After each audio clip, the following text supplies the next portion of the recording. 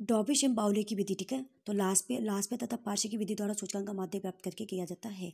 डॉबिश एवं बाउले की विधि, लास्पियर और बाउले की विधि का मिक्सचर। तो लास्पियर का क्या था, P1 sigma P1 Q0 P1 sigma P1 Q0 upon sigma P0 Q0, और पार्श्व का क्या था, sigma P1 Q1 upon sigma P0 Q1, ठीक है, गुणा 100। तो इन दोनों का एडिशन हो जाएगा, तो इस तरीके से 1/2 इन दोनों का एडिशन, ठीक है, सूचकांक माध्य गुणा 100।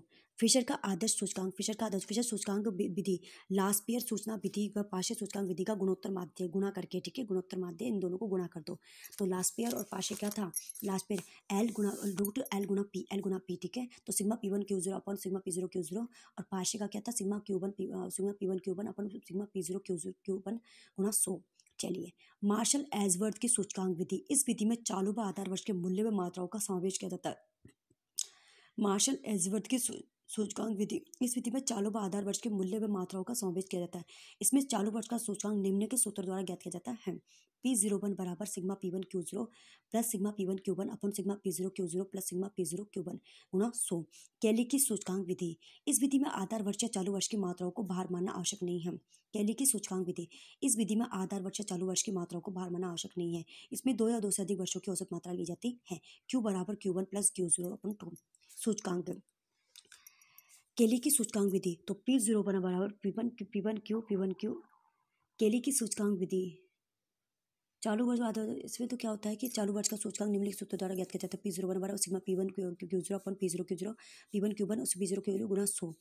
तो ये तो वही है पाशे वही, और क्या था उसका लास्ट पेयर और पाशे का एडिशन गुणा 100।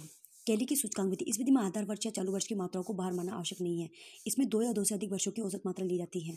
Q बराबर 2 या 2 से अधिक वर्षों की औसत मात्रा ली जाती है, तो Q1 plus Q0 upon 2।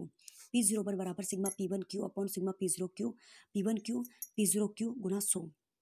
P1 चालू वर्ष का मूल्य, P0 आधार वर्ष का मूल्य। बाल्श की सूचकांक विधि, इसमें आधार और चालू वर्ष में प्रयोग की गई मात्रा के गुणोत्तर भारित समूह को भार के रूप में प्रयोग किया जाता है। Root Q0 Q1 P1 upon Q0 Q1 P0। मात्रा सूचकांक, उत्पादन में होने वाले परिवर्तनों को मापने के लिए जो सूचकांक बनाए जाते हैं उन्हें मात्रा सूचकांक कहते हैं। उत्पादन में होने वाले परिवर्तनों को मापने के लिए जो सूचकांक बनाए जाते हैं उन्हें मात्रा सूचकांक कहते हैं।